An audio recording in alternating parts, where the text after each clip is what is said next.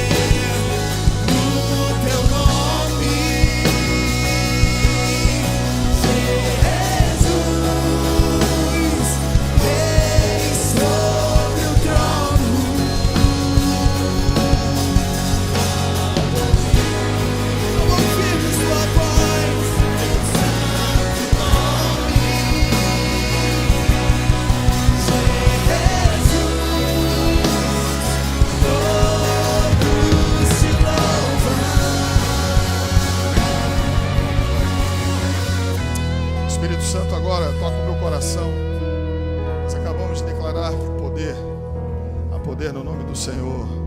Eu queria orar por você agora, por cura. Talvez uma cura na alma, talvez uma enfermidade física. Se você crê nessa noite, o poder não está na minha oração, mas o poder está naquele que ouve e que reage à nossa oração nessa noite. Eu creio que quando oramos, algo acontece. Quando oramos, algo se move. Quando oramos, o Senhor reage. Você quer receber essa oração nessa noite? Talvez não seja você, talvez seja um ente querido, talvez seja um familiar, um amigo. Ei, fecha teus olhos agora. Eu quero orar, eu quero interceder por cura, na autoridade do nome do Senhor Jesus. No nome do Senhor Jesus. Pai, toda honra, toda glória sejam dadas a Ti. Deus, Senhor, eis-nos aqui. Queremos ligar na terra aquilo que está sendo ligado nos céus. Tua palavra diz: invoca-me, eu te responderei. A Tua palavra diz em João 14:12, que se crêssemos, faríamos as obras que o Senhor fez e outras maiores. E queremos dizer nessa noite que nós cremos, que estamos aqui, Senhor, buscando a Tua direção, o Teu milagre. Senhor, vem sobre o Teu povo nessa noite. Sê com o Teu povo, Deus, que tem sofrido na alma, pessoas que estão deprimidas, pessoas que estão ansiosas, pessoas que não dormem mais. Eu quero liberar uma palavra sobre a tua vida nessa noite. Em paz me deito, como diz o Salmo 4:8, e logo pego no sono, porque o Senhor me faz repousar tranquilamente. Você crê?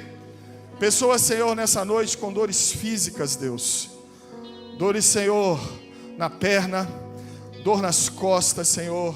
Oh Deus, eu quero agora clamar por cura. Vem, Deus, toca agora, Senhor. Faz aquilo que só o Senhor pode fazer, em nome de Jesus. O Senhor me leva a orar por uma pessoa com fortes dores de cabeça, e eu agora quero ministrar a cura do Senhor sobre a sua vida, em nome de Jesus. Em nome de Jesus. Faz aquilo, Senhor, que homem nenhum pode fazer, Deus. Que o Senhor possa agora tocar com cura, que essa enfermidade bata em retirada, que essa dor de cabeça bata em retirada agora, em nome de Jesus, Pai.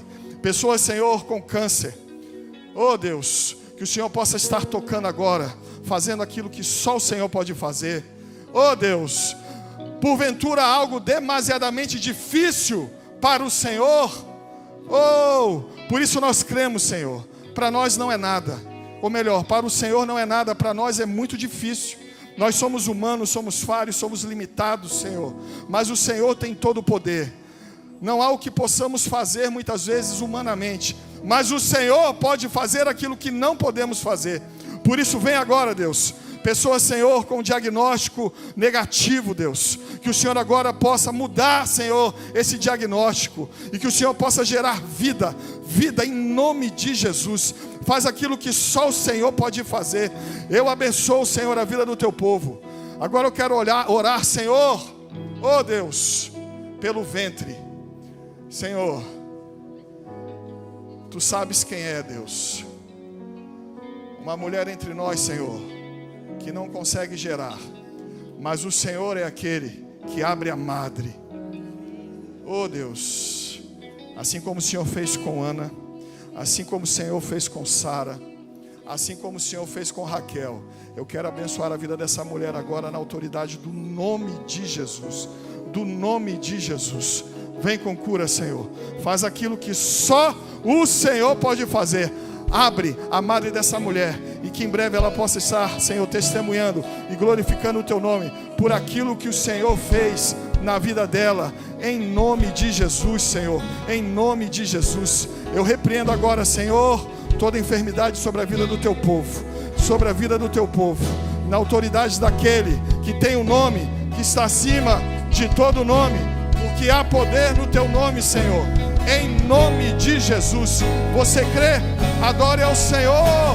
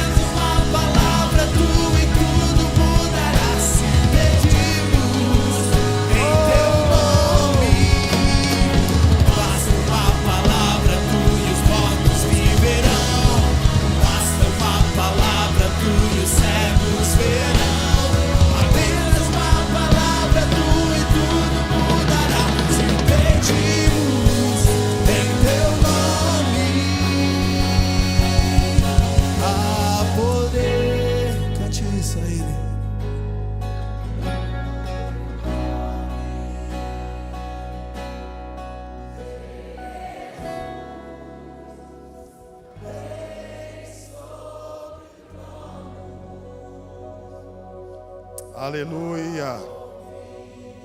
Glória a Deus.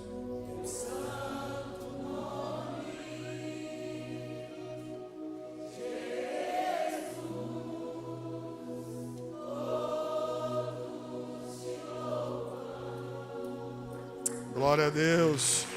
A Ele toda a honra, a Ele toda a glória, a Ele todo o louvor. Glórias ao Senhor. Por favor, tome o seu lugar. Glória a Deus.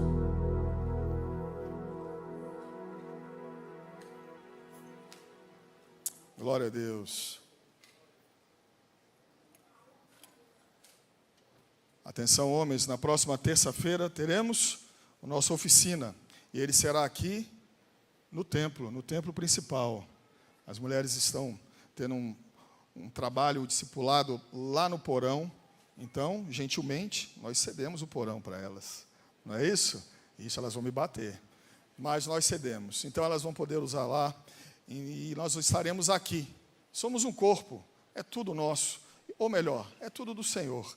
Então, se é lá ou se é aqui, não importa. O que importa é que estaremos juntos na próxima terça-feira, adorando ao nosso Deus. A Ele toda a honra, toda a glória, todo o louvor.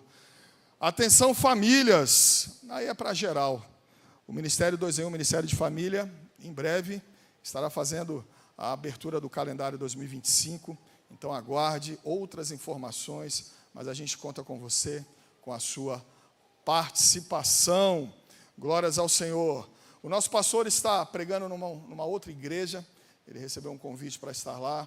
Então, que você possa estar orando também, abençoando a vida do pastor, da Andréia, da Sarinha, da sua família. Feche seus olhos agora, se coloque diante do Senhor.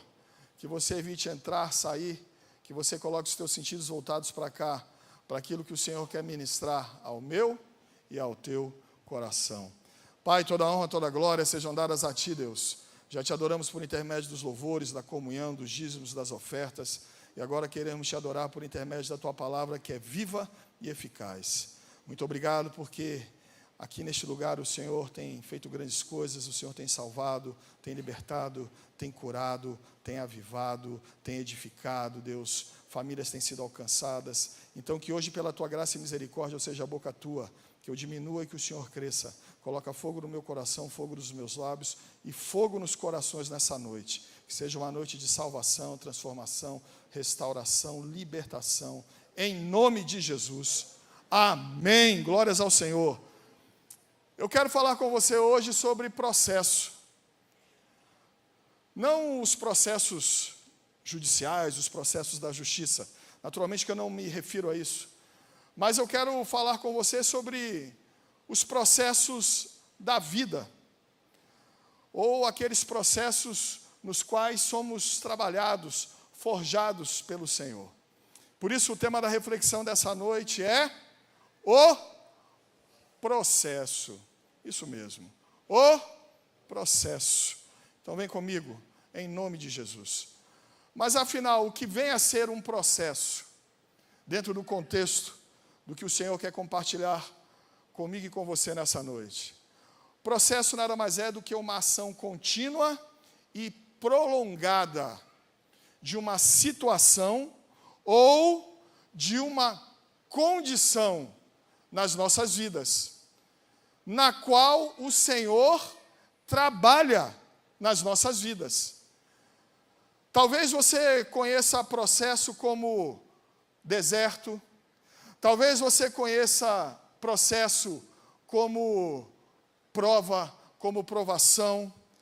A despeito de como você chame o processo, o fato é que todos nós, em algum momento, vamos enfrentar processos nas nossas vidas, porque é assim que o Senhor faz. Isso faz parte da pedagogia dos céus. E talvez você esteja aqui nessa noite passando por um processo na sua vida. O processo também ele pode ser chamado do trabalhar de Deus na minha vida e na sua vida. E no que diz respeito a trabalhar a nossa vida, o Senhor ele vai nos esticar ao máximo para que possamos crescer dentro daquilo que Ele tem preparado para nós. E no que diz respeito ao nosso crescimento, Ele vai nos esticar até o nosso limite. Porque o principal compromisso de Deus comigo e com você não é com o nosso conforto, mas é com o nosso crescimento.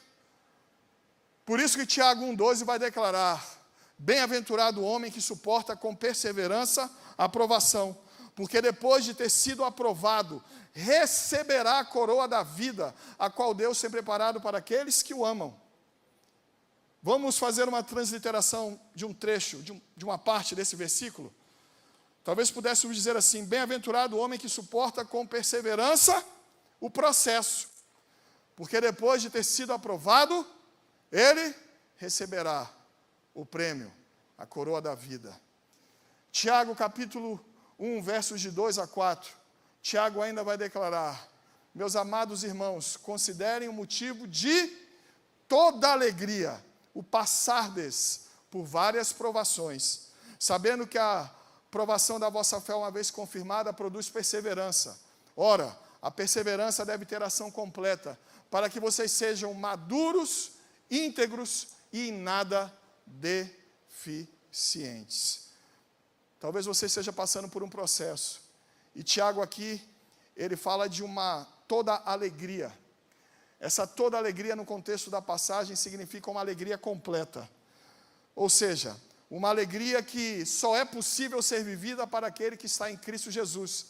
Eu posso estar passando pela prova, eu posso estar passando pelo deserto, eu posso estar passando pelo processo, eu posso estar sendo forjado pelo Senhor, eu posso estar sendo trabalhado pelo Senhor, mas eu ainda assim consigo me alegrar diante daquela situação. Porque aqui Tiago fala de uma alegria completa, ou seja, de uma alegria que não se contamina com a murmuração. É quando eu estou passando pelo processo e eu glorifico ao Senhor, eu exalto ao Senhor, porque tudo aquilo, ao final, produzirá peso de glória na minha vida. E o nome do Senhor será glorificado por intermédio desse processo pelo qual eu estou passando.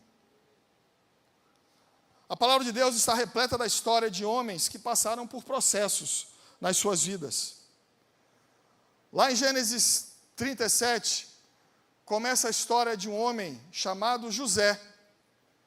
A gente carinhosamente às vezes chama de José do Egito, não é assim? Teve aquele desenho, O Príncipe do Egito, dos anos 90, e aí muitas pessoas se referem a José como José do Egito. A história de José propriamente começa no capítulo 30, versos de 22 a 24. Sua mãe Raquel não podia gerar, e o Senhor faz um milagre, e Raquel engravida, nasce José. Pulamos para o capítulo 37. No verso 2 vai dizer que José tinha 17 anos, enquanto apacentava os rebanhos de seu pai, e trazia a notícia dos seus irmãos para o seu pai, o que irritava profundamente os irmãos de José. O texto continua e vai dizer que os irmãos tramam contra José. José é julgado numa cisterna, depois José é vendido como escravo, e ele vai ser levado por uma caravana de ismaelitas lá para o Egito. Chegando no Egito, ele vai servir na casa de Potifar. Potifar necessariamente não é um nome, mas talvez Potifar fosse uma espécie de título. Ele era o general dos exércitos de Faraó, Potifar. E ele então vai servir na casa de Potifar. E muitas coisas acontecem ali. A mulher de Potifar, ela se encanta com José. José é acusado injustamente de ter assediado a mulher de Potifar. Potifar manda que José fosse lançado na prisão. E ali os anos se passam, os anos vão se passando, e Faraó tem 2 sonhos numa mesma noite, mas os 2 sonhos na realidade são um só. Mas isso é uma conversa para uma outra pregação. Mas o texto diz que Faraó então chama todos os sábios do Egito e ninguém consegue interpretar os sonhos de Faraó. Então há um cara lá na prisão, se lembram dele, José. José é chamado à presença de Faraó E ele então dá a interpretação dos sonhos de Faraó. Faraó fica encantado com José. Naturalmente que tudo dentro do propósito do Senhor. No capítulo 41, no verso 46, o texto vai dizer assim, que Faraó então colocou José como governador de todo o Egito abaixo dele. No verso 46 vai falar do exato momento em que Faraó coloca José na carruagem e roda todo o império com José. Ou seja, ele valida, ele autoriza, ele corrobora a autoridade de José.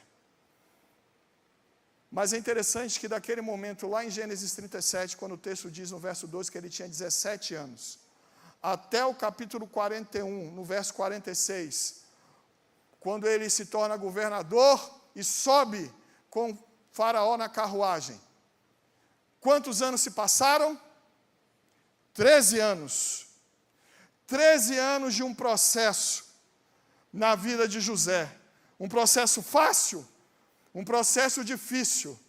Mas se José não tivesse passado por tudo que ele passou, ele não estaria apto a se tornar governador do Egito. Nesses 13 anos em que ele foi rejeitado, em que ele foi vendido, em que ele foi escravizado, em todo esse tempo, o Senhor estava preparando José para acessar o palácio de Faraó e governar todo o Egito.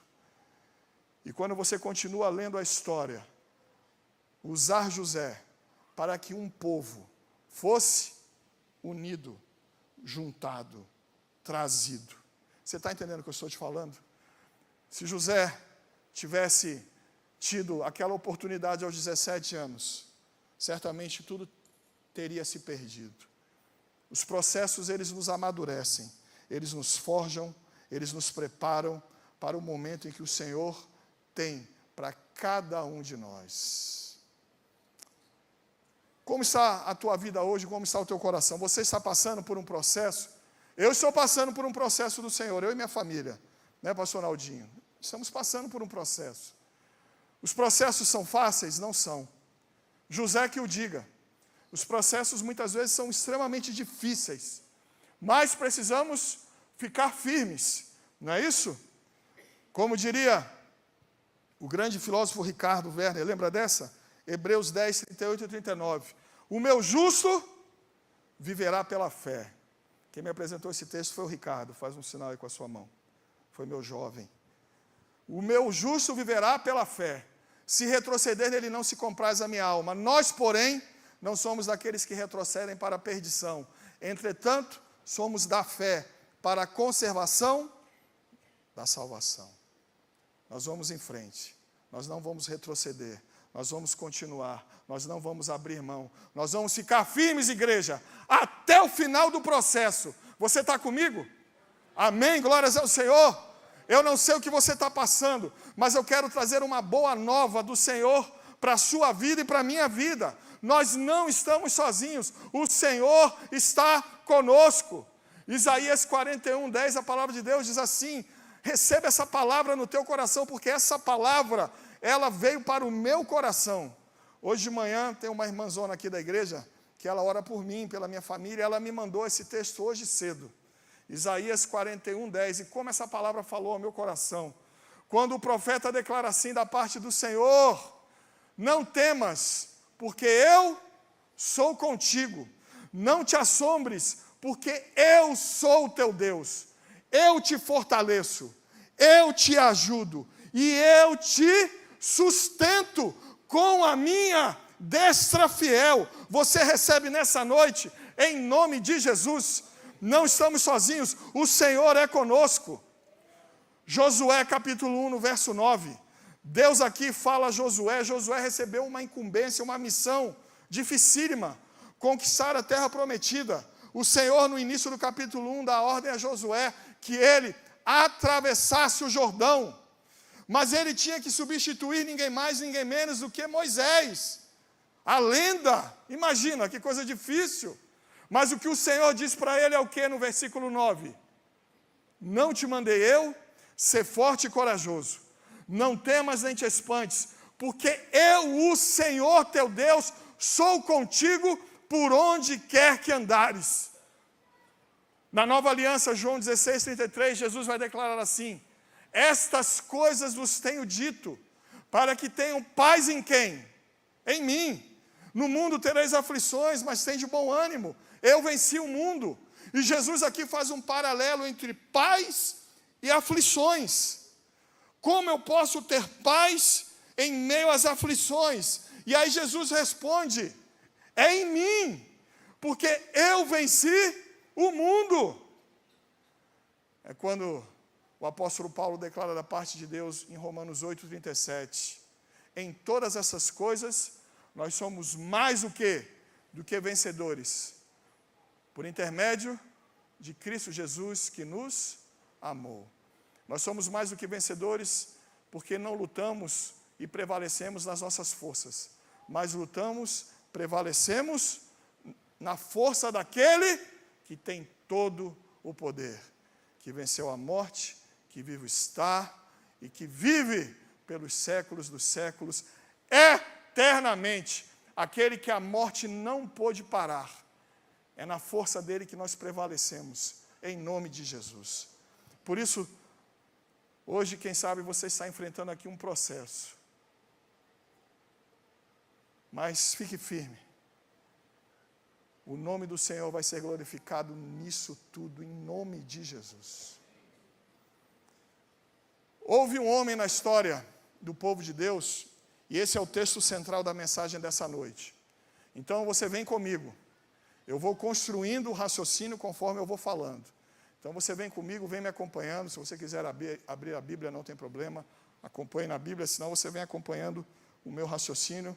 Vamos juntos que o Senhor quer falar conosco nessa noite. Esse homem, a sua história está descrita lá em 2 Reis, capítulo 5, versos de 1 a 19. Quem é esse homem? O verso 1 vai dizer assim: Naamã. Você já ouviu falar em Naamã? Naamã. Quem era Naamã? Na consagração do dia 8 de fevereiro aqui, eu falei de forma superficial nesse texto. Mas hoje eu vou me aprofundar no texto. Então vem comigo. Quem foi Naamã? O próprio texto apresenta quem foi Naamã.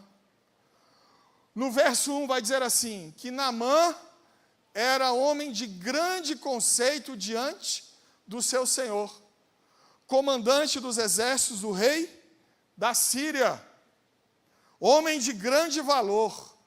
Essa é uma grande credencial ou não? Uma grande credencial. Imagine alguém falando assim de você e de mim. Olha que coisa linda. Um grande homem. Mas o texto continua. E o texto vai dizer assim, no final do versículo 1, que o Senhor dera a ele muitas vitórias.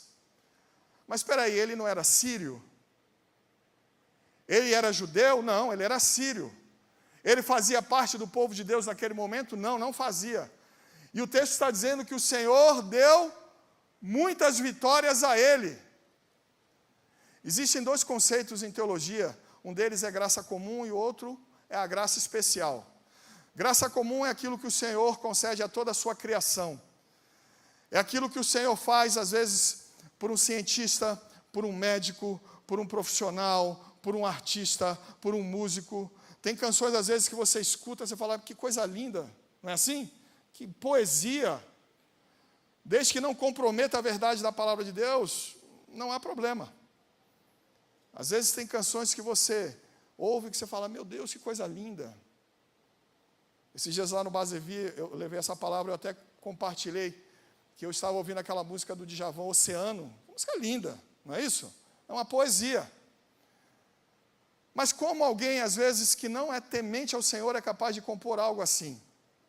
Falando da natureza, de coisas tão belas. Isso é graça comum. É aquilo que o Senhor concede à sua criação para que a vida na terra não se torne insustentável. Para que a vida na terra se torne melhor para todas as criaturas do Senhor. Mas existe a graça salvadora. aquela que o Senhor concede a quem Ele vai salvar. Naamã, nesse momento, ele já havia experimentado a graça comum, mas ele iria experimentar a graça salvadora do Senhor. Mas como, pastor? Jesus ainda não havia vindo, porque a salvação sempre foi do mesmo jeito, tanto no Antigo quanto no Novo. Tanto no Antigo quanto no Novo, o homem não era capaz de se salvar.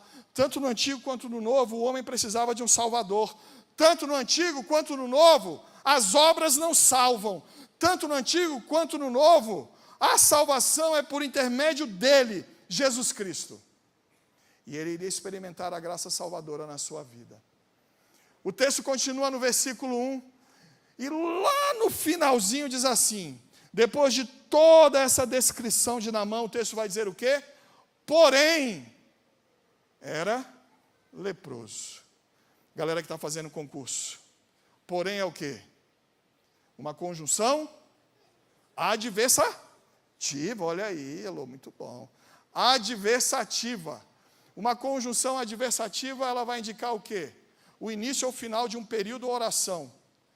Ou o início de um período ou oração que vai se contrapor, fazer oposição ao que foi dito no período ou na oração anterior. Então se falou que Naamã era o cara, porém, ou seja, há uma oposição àquilo tudo. Ele era leproso. Ele tinha uma limitação, um problema na sua vida. Na época de Jesus, haviam mais de 46 doenças de pele que eram classificadas naquela época como lepra. A lepra no meio do povo sírio não tornava o indivíduo impuro cerimonialmente e socialmente.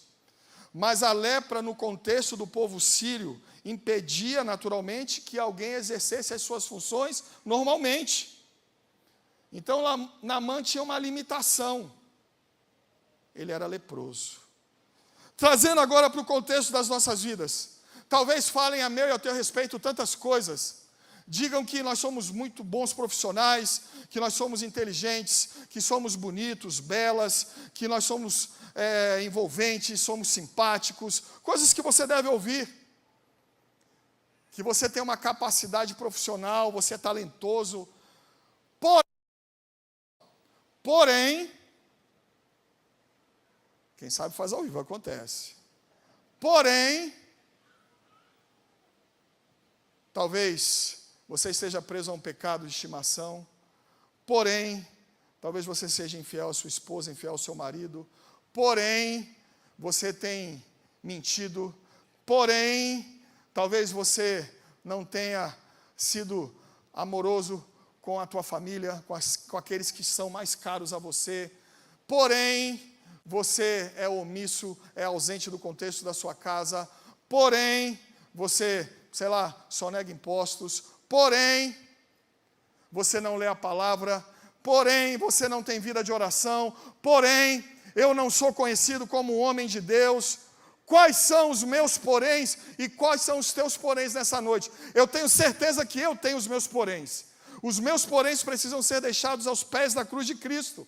Por isso que 1 João 9 diz os nossos pecados. Ele é fiel e justo para perdoar os nossos pecados e nos purificar de toda e qualquer injustiça.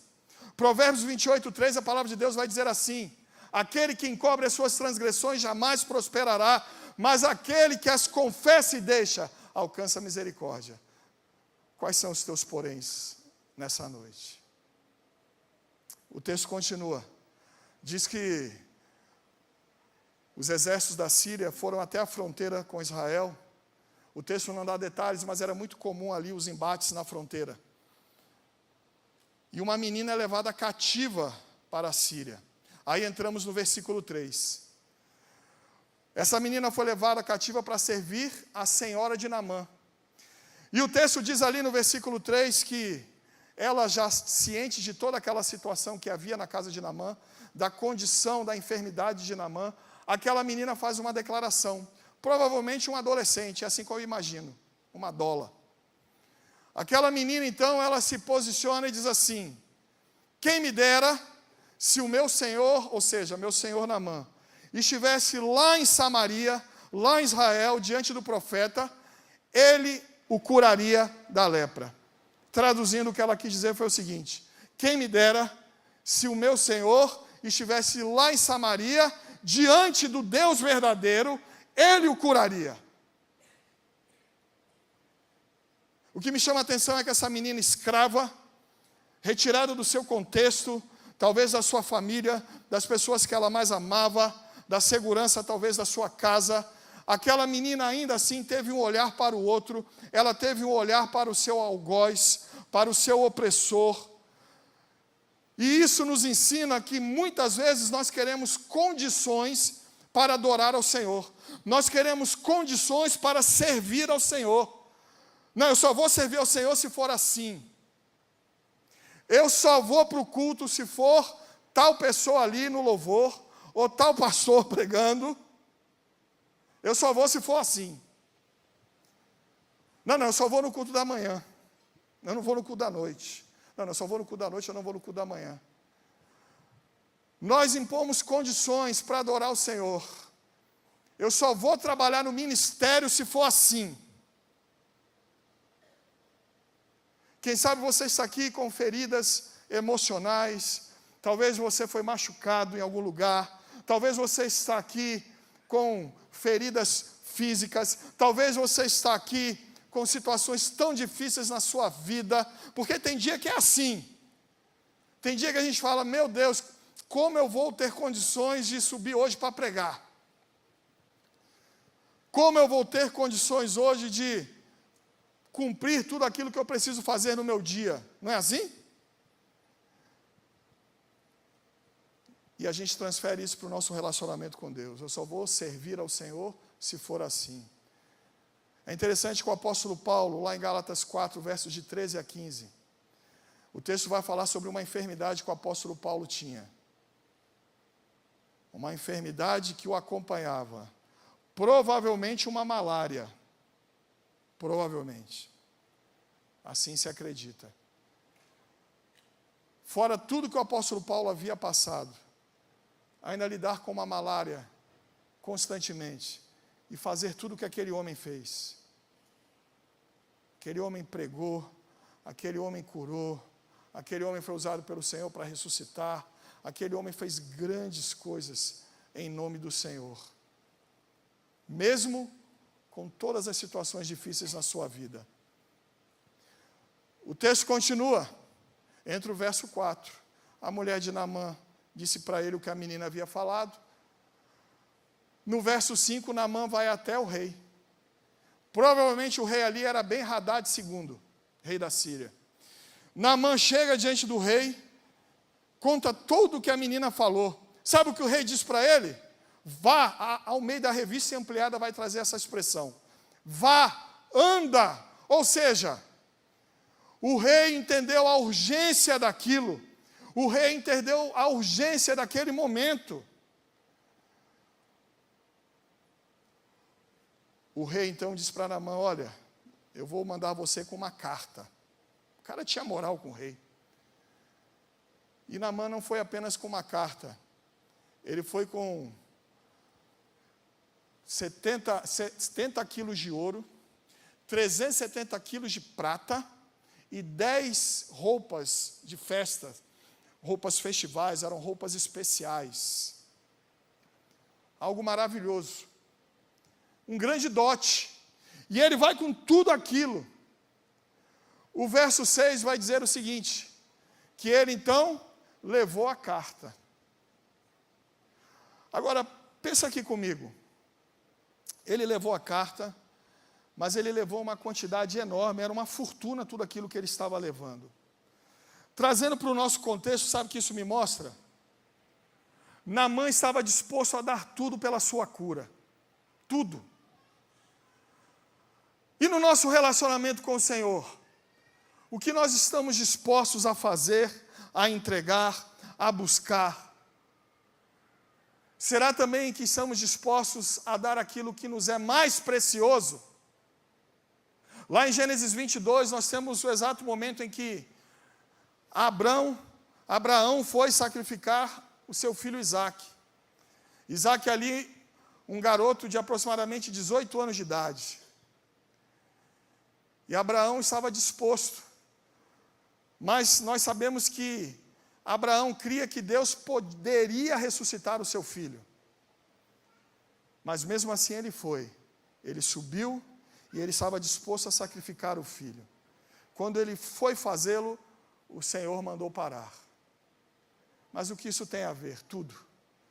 Porque o melhor de Abraão não era o seu filho. O melhor de Abraão era o seu amor por Deus. O que ele tinha de mais precioso era o seu amor com Deus, o seu relacionamento com Deus. O que você está disposto a entregar para o Senhor nessa noite? Versículo 6, então, ele levou a carta. No versículo 7 diz que o rei de Israel, provavelmente o rei Jorão, ele recebe a carta.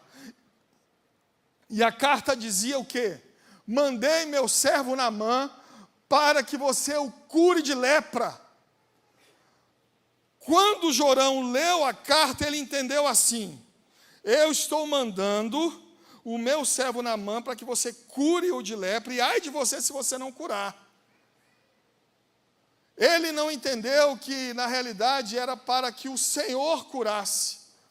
Ele entendeu como se Ben-Hadad estivesse dizendo assim: olha, cura ele, porque se você não curar, nós vamos encerrar essa nossa aliança, e o pau vai quebrar de novo, e eu vou invadir Israel. Ele se desesperou. O texto diz que ele rasgou as suas vestes, e rasgar as vestes naquele contexto era um sinal de profunda angústia. Ele provavelmente se jogou ao chão, rasgou as suas vestes e se desesperou. Mas o texto não diz que Jorão clamou ao Senhor, nem diz que ele buscou ajuda de alguém. Ele tinha em Israel o grande homem de Deus, e aí ele surge no versículo 8. A menina no versículo 3, ela faz menção do profeta, mas aqui no versículo 8 ele aparece.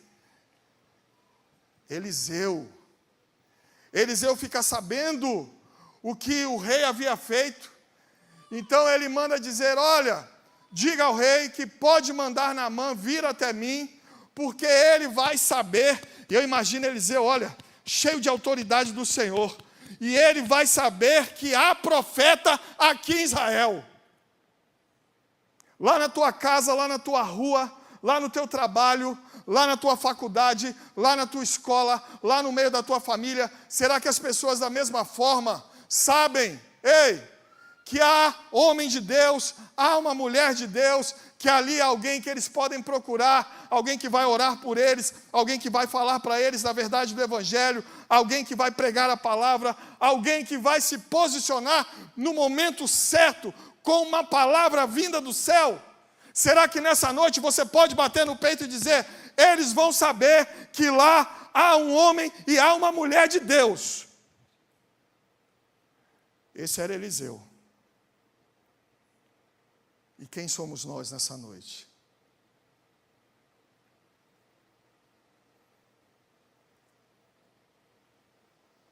Naamã foi chamado entre o versículo 9.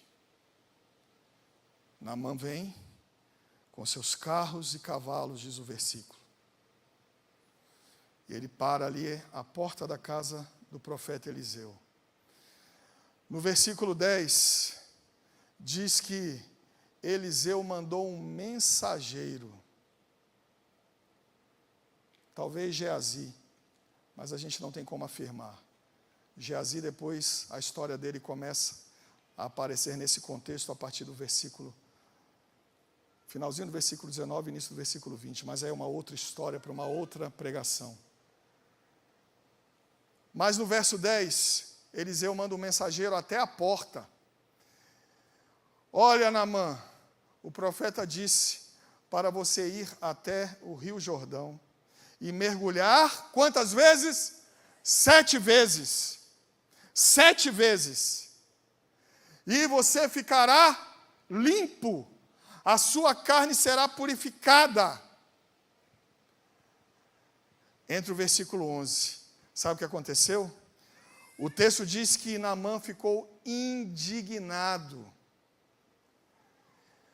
porque ele imaginou o seguinte, diz o verso 11, ele imaginou que o profeta sairia de casa, ficaria em pé diante dele, imporia as mãos sobre o lugar da lepra, oraria ao seu Deus, que naquele momento não era o Deus ainda de Naamã.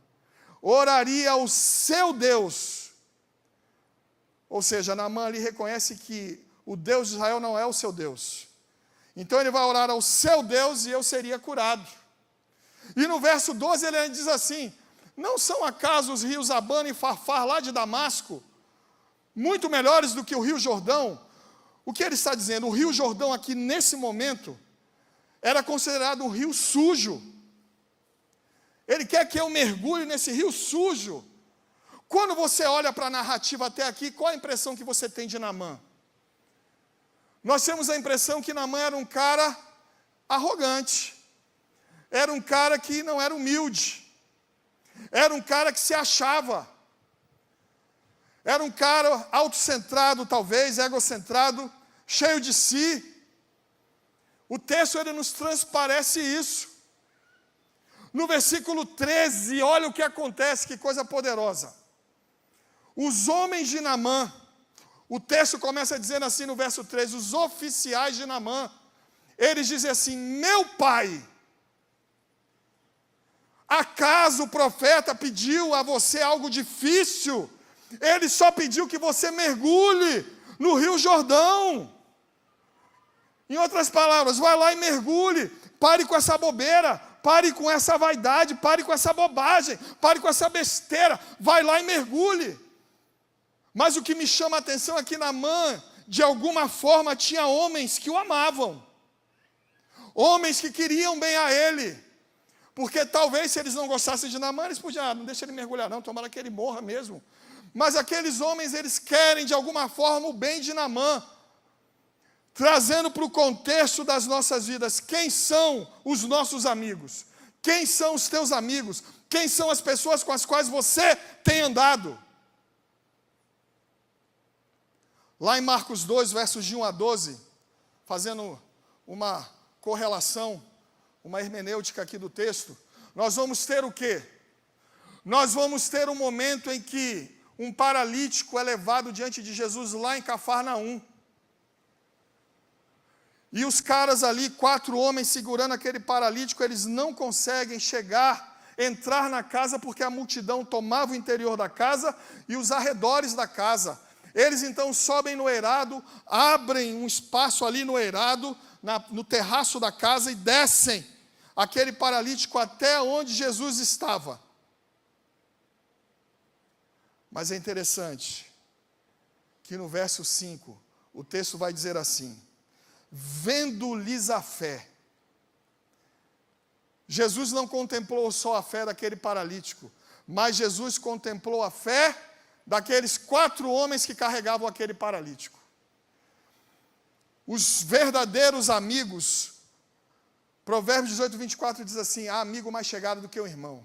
Os verdadeiros amigos vão nos colocar diante de Jesus, com as nossas paralisias, com as nossas limitações, com os nossos problemas, com as nossas fragilidades. Eles vão nos levar para diante de Jesus, quando não temos condições. É quando a nossa fé falhou, é quando pensamos em retroceder, é quando esfriamos. Precisamos de amigos que nos digam: ei, volta para Jesus, vem para o Senhor, eu vou te levar, você não tem condição, mas eu te levo. Mas os verdadeiros amigos também são aqueles que vão falar assim: ei, mergulha, mergulha, dá os 7 mergulhos lá no Jordão. Os amigos vão nos colocar no lugar certo, diante de Jesus e na presença de Deus no Jordão. Você entendeu o que eu te falei nessa noite? Meu pai, mergulha. O verso 14 entra, vem comigo.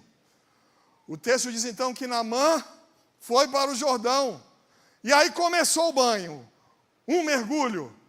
Eu imagino a vaidade ficando para trás. Segundo mergulho, o orgulho. Terceiro mergulho, a arrogância. Até quem fez essa construção de cada mergulho, algo foi retirado dele, foi um pastor muito amigo meu, o pastor Renato Góes, lá da Memorial. do mangueiral. Ele fez essa construção, eu achei muito interessante, eu estou compartilhando com vocês nessa noite. Primeiro mergulho, a vaidade. Segundo, a arrogância. O terceiro, o orgulho. E aí vai. O quarto, a soberba. E aí o cara foi mergulhando e foi sendo trabalhado pelo Senhor. Chegou o sexto mergulho. O Senhor já tinha feito uma obra, mas não parava por ali. É o processo. É o processo. O Senhor foi trabalhando na vida de Naamã no processo. Vem o sétimo mergulho. Quando Naamã mergulha, ali ele já entra naquela água transformado pelo Senhor. Quando ele sai da água, ele já é um novo homem. Não só na sua aparência, mas também no seu interior, na sua vida como um todo, porque o milagre ele não vem apenas para nos tirar de uma situação que consideramos desconfortável e desfavorável. O milagre vem da parte do Senhor para gerar salvação, a glória do Senhor, para que algo mude a partir de nós. Sétimo mergulho. Naamã, diz o texto, ele sobe a sua pele como de um bebê.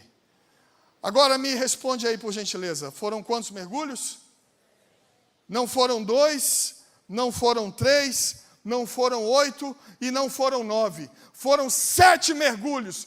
Isso significa, trazendo para o contexto das nossas vidas, que o Senhor sabe exatamente o tempo, a duração, a intensidade que vai levar o processo na minha vida e na sua vida. Eu não sei qual é o processo que você está passando. Quem sabe hoje você ainda está no primeiro mergulho, ou quem sabe você hoje está no 5º mergulho, no 6º mergulho, e aqui no 6º mergulho você já está pensando em parar. Não pare, vá até o fim, dê o 7º mergulho, para que possamos viver o milagre do Senhor nas nossas vidas.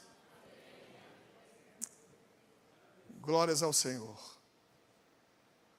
Mas não houve só cura física. No verso 15, Naamã faz a seguinte declaração: não há Deus senão em Israel. Não há outro Deus. Lembra no versículo 11, quando ele disse assim? Eu pensei que ele iria orar ao seu Deus. Aqui no verso 15, algo mudou no coração de Naamã. O Senhor o alcançou. Jesus ali o alcançou. Ele ali confessa que Deus é o Senhor. E ele super grato. Porque muitas vezes encontramos fé no meio do povo de Deus, mas nem sempre encontramos gratidão. Muitas vezes temos fé para que Deus pode mudar o contexto da nossa vida, mas muitas vezes esquecemos de agradecer por aquilo que Deus fez. Diante dos processos da vida, a gente se esquece daquilo que Deus já fez, e precisamos agradecer por aquilo que Ele já fez. No verso 16, Naamã então vira para Eliseu: olha, deixa eu te dar tudo isso aqui de presente. Eliseu não aceita. Dos versos 17 a 19, algo lindo acontece. Naamã, ele pede a Eliseu que ele pudesse levar 2 mulos de terra lá para a Síria. E ele diz assim, que o Senhor que agora é o Deus dele também, que o Senhor me perdoe, toda vez que lá na casa de Rimon era o Deus sírio da tempestade, toda vez que lá eu tiver que me ajoelhar, porque o meu Senhor, aqui com minúsculo, quem é o Senhor? Ben-Hadad II. Toda vez que Ben-Hadad vai adorar Rimon, ele se apoia em mim, e eu tenho que me ajoelhar com ele. Então que o Senhor me perdoe. Eliseu diz o que para ele? No verso 19, vai-te em paz. Porque ele tinha certeza de que o Senhor já havia feito a obra no coração de Naamã, e que aquela condição seria temporária.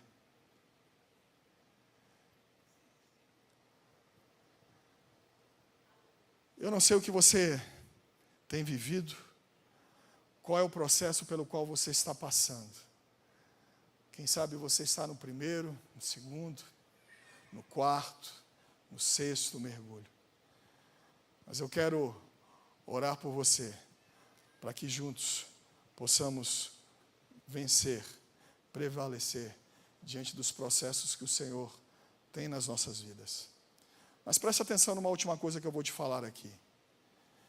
Existe um processo que é o maior processo que alguém pode passar. E foi o que Naamã passou. Não foi o da cura física, mas foi a mudança na forma de pensar e no seu coração. Naamã, ele teve um encontro com Deus por intermédio do processo pelo qual ele passou. Deus, ele se importa com a minha luta, com a tua luta. Ele se importa com as nossas necessidades. Mas o Senhor, ele quer salvar. O Senhor, ele quer chamar a você de filho, de filha. João 12 diz assim: a todos quanto recebeu deles o poder de serem feitos filhos de Deus, a saber, todos aqueles que creram no seu nome. Lá no verso 15, quando Naamã diz assim: agora eu sei que há Deus em Israel. Isso me lembra de Romanos 10, 9, quando o apóstolo Paulo declara assim: se com a tua boca confessar e com teu coração crer que Jesus Cristo é o Senhor, você será salvo. Foi o que Naamã fez. Ele confessou ao Senhor como o verdadeiro Deus. Mas não é o Deus da religião. Talvez você tenha uma prática religiosa.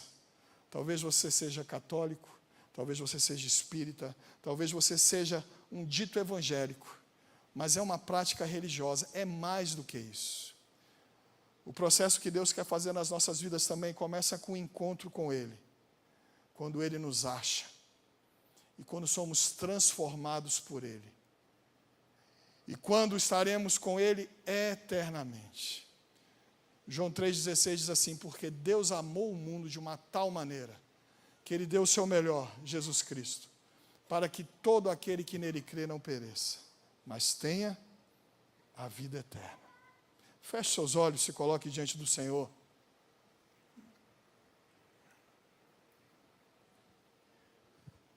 Quem é você nessa noite? Como está o teu coração? Como está a sua vida hoje? Talvez você diga assim: eu estou passando por um processo tão difícil. Assim como o Senhor fez com Naamã, Ele pode fazer comigo e com você. Eu creio que ao final, o Senhor fará um milagre.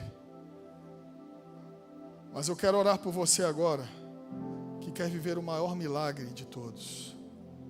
O encontro com Jesus. É quando, assim como Naamã, eu o confesso como Senhor da minha vida. Quando eu me submeto.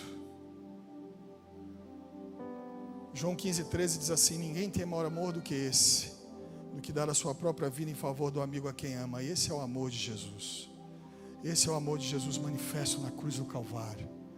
Como eu disse, não é uma religião, mas é uma vida entregue, é um relacionamento. E Jesus está aqui hoje. Ele é o que salvou no antigo, Ele é o que salva no novo, e Ele é o que salva hoje.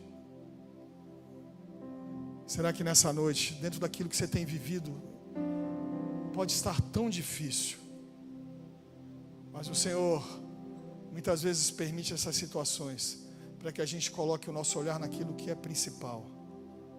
Coloque o nosso olhar no Senhor. Se a nossa esperança em Cristo se limita a essa vida, somos os mais infelizes de todos os homens. O Senhor Jesus está aqui. Eu queria perguntar nessa noite se há alguém que quer dizer assim: eu recebo a Jesus como Senhor e Salvador da minha vida. Eu quero declarar que o Senhor Jesus é o verdadeiro Deus. E Ele é o Deus da minha vida. Não o Deus da religião, mas o Deus que habita no meu coração a partir de agora.